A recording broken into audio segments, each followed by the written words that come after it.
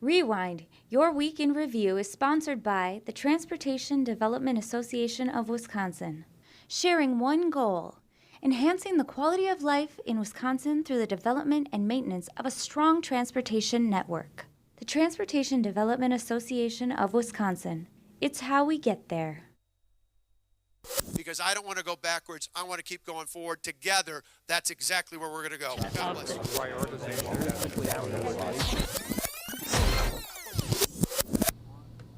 I'm Steve Walders. And I'm J.R. Ross. This is Rewind, the WisconsinEye and WisPolitics, a joint look at this week in Wisconsin politics. But first, WisConsinEye was there. Governor Walker talks about record flooding west of Madison, 15 inches of rain, an estimated initially $108 million in damage. And then we have Charles Franklin talking about his latest poll. Then we have Gordon Hintz saying, here's what we don't know, the questions we still have about Foxconn, and tearful testimony in the Capitol about how there are 240 wedding and party barns, but they're in two categories, those that are regulated and not regulated. WisConsinEye was there. Some folks we talked to yesterday across the region, the one common thing is that they're in areas that have never flooded before. The shoebox, for example, they had hundreds, if not thousands, of shoes out. Never been in a floodplain, never had flood. He talked about, I think he said 50 years hadn't been there. A couple of the folks inside the shelter here today talking about just not expecting that. And so obviously our heart goes out to every single person who's dealing with this. If this is your home, if it's your situation, it's a disaster. No matter what the overall declaration is, it's a disaster. It's why we yesterday declared a disaster area for the state of Wisconsin. We are seeing a much closer race than those polls pre-primary. To make the comparison, you can see it's 46-48, a 2-point Walker lead in June among likely voters. So where are we today? Among likely voters, 46-46. Dead tie. Why is Governor Walker and Foxconn using a model on the campus when President Trump is visiting that includes a Corning glass plant that is no longer happening? Why is Governor Walker announcing innovation centers in Green Bay, in Eau Claire, yet nobody there has heard anything about purchase price, economic justification, or when there will be a closing other than it will happen after the election? When I first started researching business, there were fewer than 20 barns in Wisconsin. Since then, there are over 240, and they are not being held to the safety requirements or the alcohol licensing. Is this fair to the wedding venue small businesses of Wisconsin who have jumped through all the necessary hoops to ensure compliance? So the primary, August 14th, August 15th through the 19th, Charles Franklin with Marquette goes into the field. And so that is such a timely thing that I want to spend some time talking about the results of the latest MU poll. Let's open with Governor. What he found, Mr. Franklin's poll found 46-46, 6% Phil Anderson, 2% don't know refuse. What's your takeaway from 46-46? Margin of error 4.5. It's odd in some ways because it's most of the time if you're an incumbent, you don't want to start out tied with the challenger. But in the three polls we saw previously, Walker was actually down. Public policy polling, a Democratic firm, had a poll out Friday last week, late afternoon, down by 5 points. Emerson College out in Boston, I believe, had him down by 7 points. You go back to end of July, NBC had him down 13 points. So this is almost like decent news for him. It's about where it was in June last time they talked. It was about a 4 point, I think, with registered voters, 2 points with likely voters. So it's a close race, right? Which is not unexpected. Now, the questions that I have, and it shades everything else about the poll, are, the sample. Charles Franklin directs that poll. It's the most transparent poll, and we have in Wisconsin in terms of they put all the crosstabs on the website, they have all the questions, the order of the questions, they put everything out there. He just sent me this morning gender crosstabs on Trump and the governor, so you're right. That said, it opens up the door to more questions about this poll than a lot of other ones. And because it's such an important one, it drives a narrative in Wisconsin about politics. One thing that people looked at with that poll is the likely voter sample. Yeah. It is about, if my math was right, 47.7% Republican, 42.2% Democratic. Now, why is that important? Look at the Wisconsin environment we've seen this year. Rebecca Dallett, the progressive liberal judge from Milwaukee County, won a landslide in the Supreme Court race. Not a perfect predictor of the fall, but still, Dem enthusiasm indicator. April election, go. April election, special election wins for Democrats in the 1st Senate District and the 10th. So what we're seeing on the ground, we're seeing nationally the winds blowing Democrats' direction. The same time, midterm elections in Wisconsin traditionally are a little more Republican. So what to make of that sample? Is that sample a reflection of what we usually see in Wisconsin in the midterm election? Or is it missing the Dem enthusiasm that we've seen on the ground? That I don't know yet. Right. Also, it's August. It's mid-August. It's not November. It's a lifetime from November 6th. So that said, in politics, this is going to drive the narrative that this race is dead even right now. Okay, let's listen to Charles Franklin. He was asked, it's about a less than a minute clip. He was asked about the head-to-head in the governor. Charles Franklin, please. Is it deja vu again for the governor's race? Well, I think it's close again, and we saw something like this in 2014. If we go back and look at July and August and early September, we saw a fairly close race in 2014, even with Burke up by, I think, a point at one of those times. And then we saw a trend through the fall.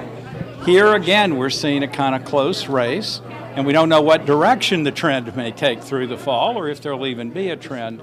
But I think close races at this time of the year, we've seen them before, and the question is, how does it play out over the campaign as both sides have to make their cases and we find out which one's more persuasive? Okay, I want to drill down, JR, on the favorabilities, both for Governor Walker and Tony Evers. Favorability, 47%, 47%, 6% don't know, refuse. I also want to say how Governor Walker played offense this week. You and I just saw a press release. We're launching a $1.9 million campaign in social media to attract the up to 250,000 American veterans who are now returning back to civilians. He also said this week, by playing offense, let's DOT look at expanding Highway 141 in the critical Fox Valley. But any takeaways on his favorability, 47, 47, 6? Walker was underwater in the Marquette poll, kind of middle of his bid for the presidency, after it fell apart, until like the last year. I think he's kind of like even back out or gotten close. He's been in a couple points either way.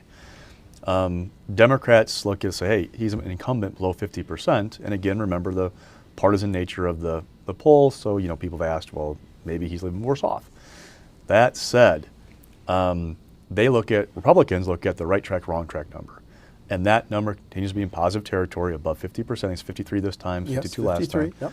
To Republicans, that is the number to watch. As long as it's positive territory, they think Walker will creep toward that number, maybe not hit it, but creep toward it toward November.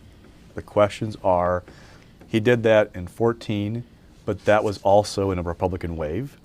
Will he do that in 18 in what could be a Dem, whatever, Dem tailwind, a Dem wave, whatever we're going to see?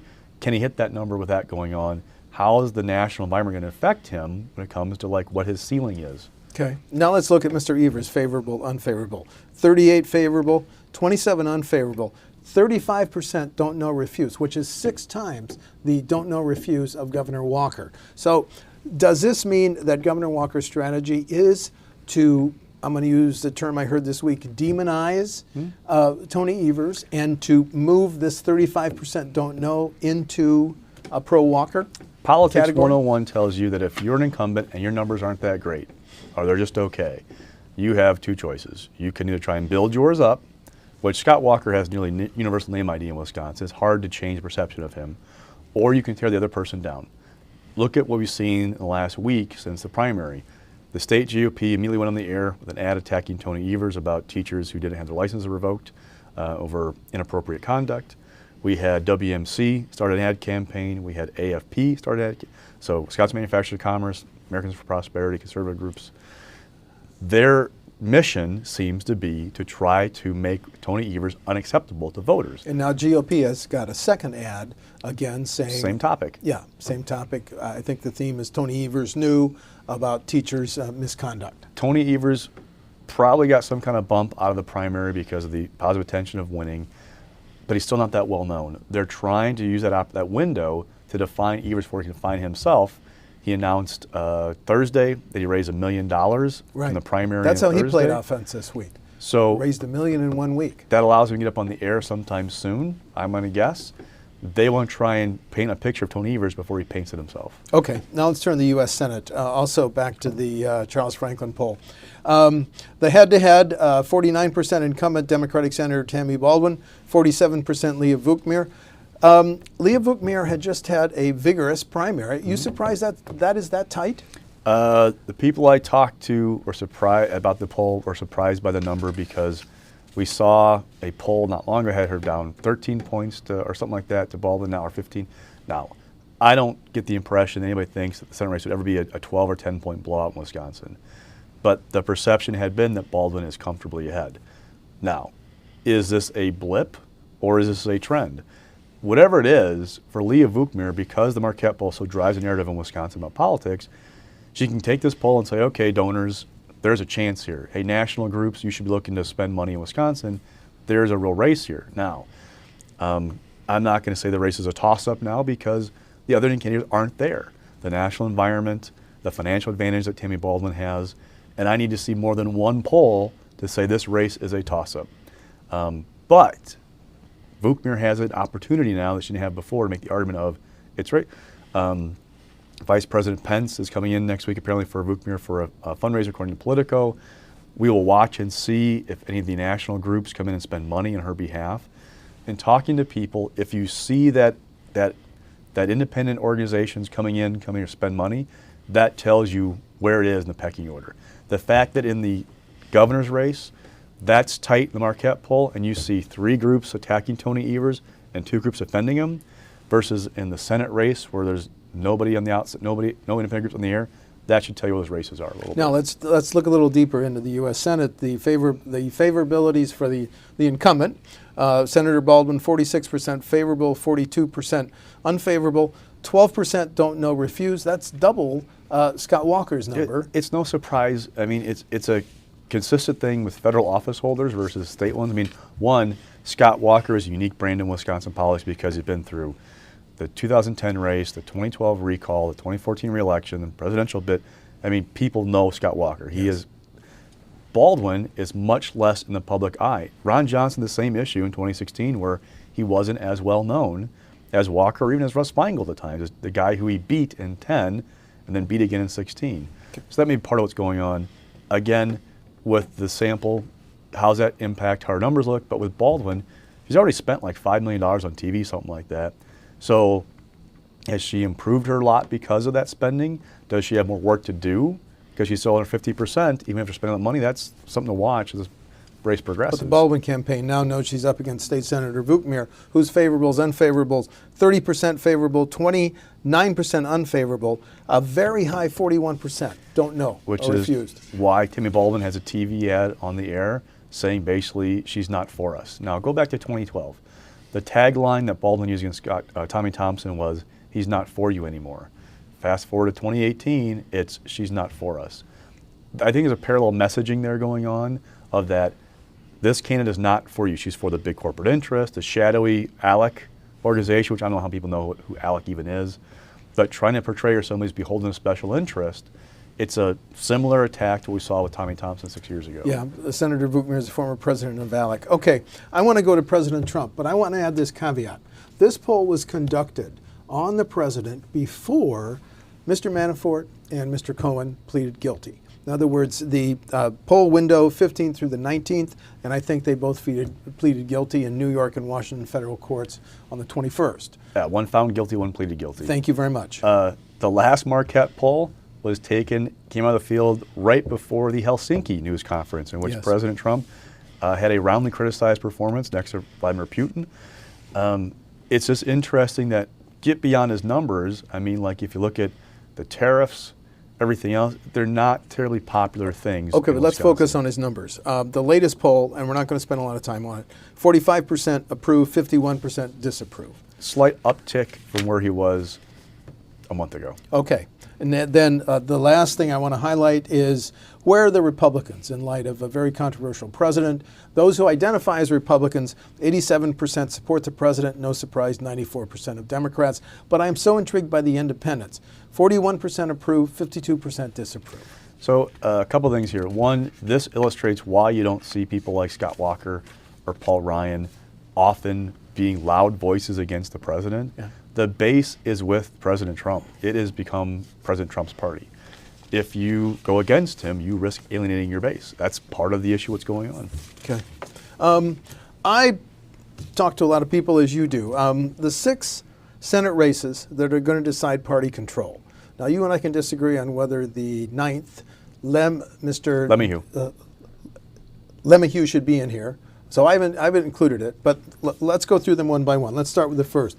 Frostman versus Jock, rematch. Yes. Look, the path for Democrats is kind of simple to win back the majority, but it's also complicated. Hold on to the first after winning the June special election. Beat Howard Markline in the 17th Senate District because it's the most Democratic-leaning district, top of the ticket of the ones that are there. Yes, that district, the composite compiled by the Wisconsin Realtor Association shows Markline, it's 47% GOP. The question is, where do you go from there? Now, Democrats have to defend 2 seats, although I'm not sure how strong a defense they have to put up just yet. In the 25th, you have Janet Bewley and Mr. Bolin.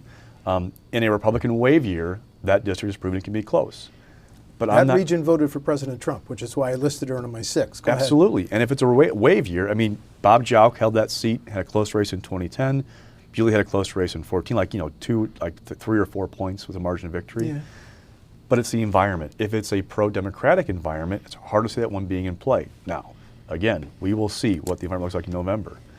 But just while you're talking about the Bewley district, the Realtors composite shows that to be 45% GOP. The 31st Senate District, another Democratic-held one right now. Open. That was Kathleen Weinhaus's seat. President Trump won it in 16. Governor Walker won it in 14. Again, wave years. Normal environment, Dem environment, it should be okay for Democrats. The issues they face are Representative Jeff Smith has not been known as a prolific fundraiser. He was 2 terms in the Assembly, I believe. Has lost a number of races, but also has a cadre of supporters who go out and do stuff for him. Mel Pittman ran against Meinhout 4 years ago. What to watch there? What's the environment? Are we seeing in northern Wisconsin and western Wisconsin a true change, a true shift where these white, non-college educated voters are moving toward President Trump and will turn out for, not just that, but will turn out for him in a midterm election?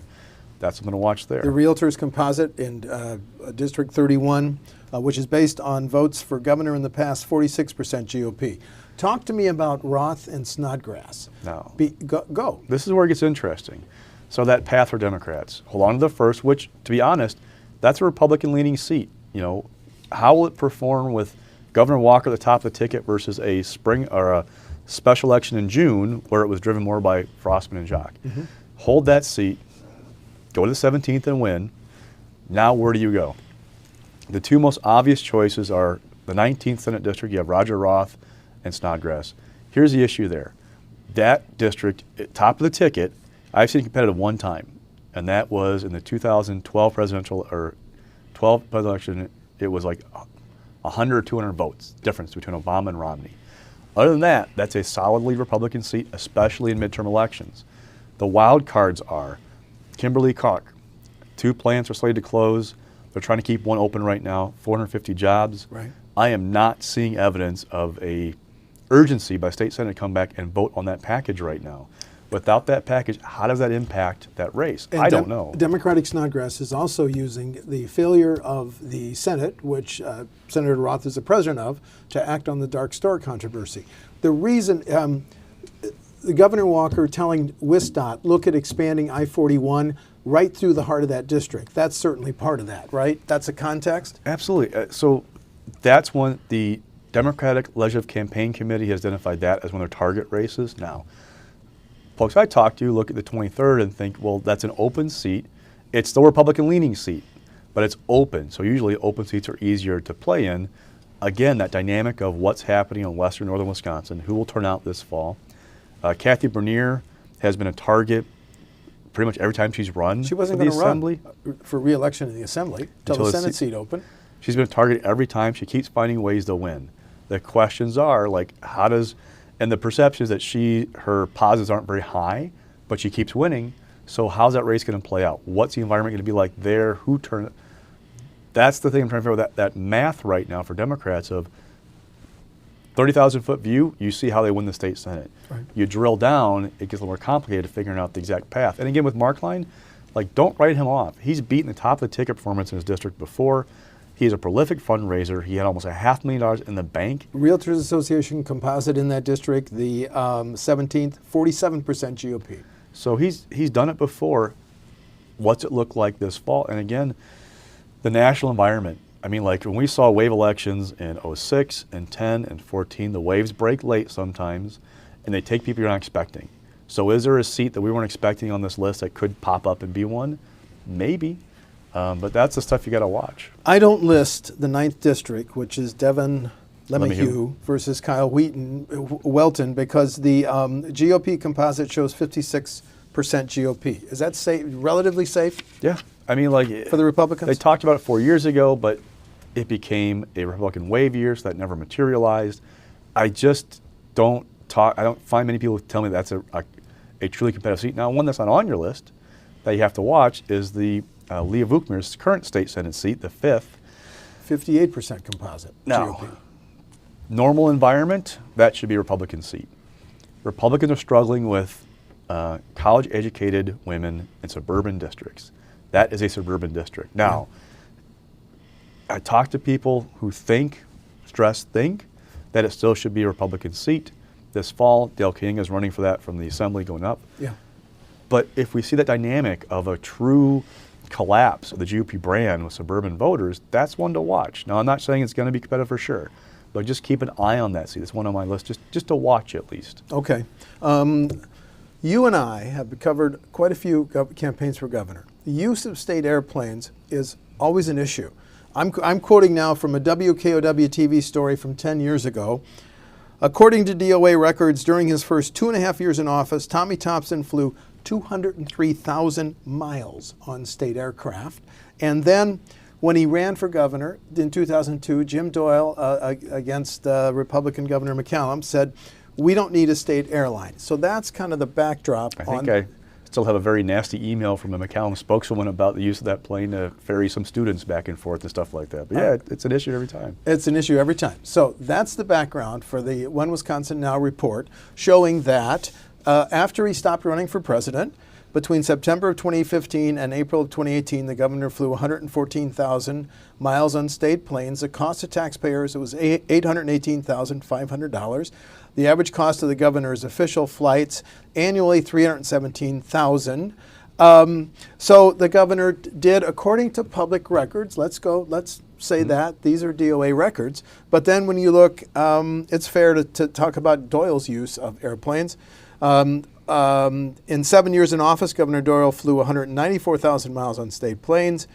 In one 20-month period, the Governor Doyle flew Madison to Milwaukee 36 times, Madison to Green Bay 37 times. Before I talk about the Walker aide calling this report a mischaracterization, give us some backdrop on the debate over state planes. So it's been going on forever. We went back and looked in the spring about Walker's use after he came back from running for president. Saw it spiked in this period compared to the past years. The context is this. Governor Walker came off that presidential campaign bruised and battered in Wisconsin. His numbers were not good. Yep. If you talk to his campaigns, his aides back then, they had a plan. They were going to have Governor Walker go around the state and rehabilitate his image, do listening sessions. The town halls? Listening sessions. They said, watch his budget between showing he's re-engaged and connected and a budget that they said would reflect what he heard in those sessions. It would help boost his poll numbers and get him back on his feet, which, by the way, set the stage for announcing for re-election that fall. And lo and behold, that's what they did. So his use of the plane was a part of a design to get around. Now, the Walker people talk about all the people he visited, the funerals he went to and stuff.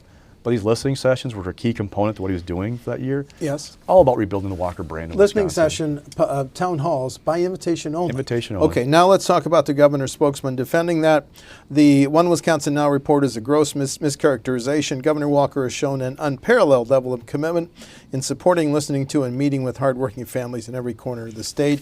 I think the takeaway is taxpayers should always know how our public officials use their airplanes. The debate is, what's the best use of a governor's time? I mean, if you're going to ask a governor to drive to Hudson, that's not a good use of his or her time, right? Yeah. What gets these guys in trouble, and it's been a guy so far, is when they're flying 35, 39 miles. When a plane's flying from Madison to Milwaukee to pick up the governor and then take him somewhere else. That's when you get in this, well, how many flights? 29 flights of 40 miles or less? Yeah. That detail is what kind of starts to muck up things a little bit for him. But Governor Tommy and McCallum and Doyle and now Governor Walker took some of those smaller, shorter flights. Absolutely. Okay, we are now must move into your stock picks. So the ad Rising. wars. Ad wars. It did not take long. First ad was put out last Tuesday night after the primary from the GOP. And looking at it right now, I've got 5 groups already spending money, independent groups spending money in this governor's race. I have Americans for Prosperity, $1.8 million. Wow. Wisconsin Manufacturers and Commerce, $2.6 or $8 million. Republican Party of Wisconsin, I believe around $900,000. It's the first 2 to 3 weeks of the race. Yeah. On the Democratic side, I've got the Democratic Governors Association through A Stronger Wisconsin, $1.8 million. And I've got Greater Wisconsin Committee, political fund, about $400,000. Roughly. In the first week? Well, the first couple of weeks. Like those are the buys we know so far. It's roughly a 3-to-1 advantage for Walker, or for Walker forces. What I'm seeing, though, is interesting is the 3-pronged approach to attacking Tony Evers' education. The RPW on teachers in the classroom who've been accused of inappropriate behavior and the license revoked. WMC accusing him of squandering the historic investment in education, in their words. Americans for Prosperity saying that Evers praised the Walker budget on education. Now he's running for office, he's turning against it. In the response ads, I'm seeing a couple of things. One, both DGA and Greater Wisconsin talked about how Tony Evers worked with people across the aisle to fix the law. Mm-hmm. They're not leaving that attack unchecked. They're putting some response up in the air. And then you saw DGA go after Walker on roads, education, healthcare. Healthcare. You want to guess why those things are in these ads? Polls. Polls. They're telling these guys that these are things that move people. With the anti-Evers ads, the question is, can they, Evers is the education candidate, right? He's the superintendent. Walker wants to call himself the education governor. They want to try to negate that perceived strength because education is a huge issue. Look at the Marquette poll. Yeah. One of the top issues out there. More people want to jobs was first, and then spend money on education than they will want to cut their property taxes. They're trying to find a way to at least muddy the water on that issue, so it's not an advantage, or at least not as much of a one for the Democrats. Okay, we got 2 minutes left. Stock report mixed. Foxconn. So the Marquette poll, Governor Walker started an ad campaign, what was that, a month ago? Trying to praise or show there's this impact outstate on this thing. Statewide impact. Green Bay Innovation Center, Eau Claire Innovation Center. Very low change. Milwaukee headquarters. Very low change in the Marquette numbers. So it's not moving people a lot. A little bit of a bump up in Milwaukee, but it's within the margin of error. But go back and look what they're saying now out of Foxconn. They call it Generation 10.5, the bigger panels. They acknowledged a month ago or so that we're going to do Generation 6, but that's still down the pipeline. Well, now they're not committing to Generation 10.5. The questions, there's more fodder for Democrats of, well, what's this really going to be? Gordon Hintz is demanding, the Assembly Minority Leader, okay, I want a new estimate on the jobs this is going to create, the investment it's going to generate, like what's going on here versus this. Yep. Foxconn keeps saying the $10 billion and 13,000 jobs is still attainable, yep, but the mix of people that are working there has changed. Now I'm talking about like 10% program robots, the rest of them idea guys. And the governor went to the Foxconn site last week. Okay, you got 50 seconds. Give us a falling. So this is the last time we're talking about Donald Trump falling after Marquette. Do I have your promise? Okay. I don't want to say ironclad, I understand. but this is what I've gotten. It's your intent. This is what I've gotten out of this. It doesn't matter. It doesn't matter what happened. It doesn't matter what is in the news. It doesn't matter good or bad. He is locked into this band of like 42 to 40% approve, 52 to 56%. It's just like ironclad. And what I've found talking to people is they believe that the people who love Donald Trump Love him no matter what. I don't care if this was taken after the guilty plea and the guilty verdict. I don't care if it's taken after the Helsinki news conference. Those folks, one, don't trust the media, mainstream media particularly, so I know it moves their numbers, and those who don't like Donald Trump, you can't convince them otherwise. I think he's locked in on the spot, and look at how he's changed perceptions in Wisconsin. Tariffs. Could you imagine seeing a poll Cranberry, 8 years barley. ago? 8 years ago, seeing a poll that showed Soybeans. Republicans supported tariffs, majority of them. I understand. Or that Democrats, majority, thought they were a bad thing. It shows the parties now are parties of ideology, of personality, not of ideology. JR just took a public pledge that President Trump will not be part of future stock picks. The news goes on. I'm Steve Walders. And I'm J.R. Ross. That's Rewind for August 24.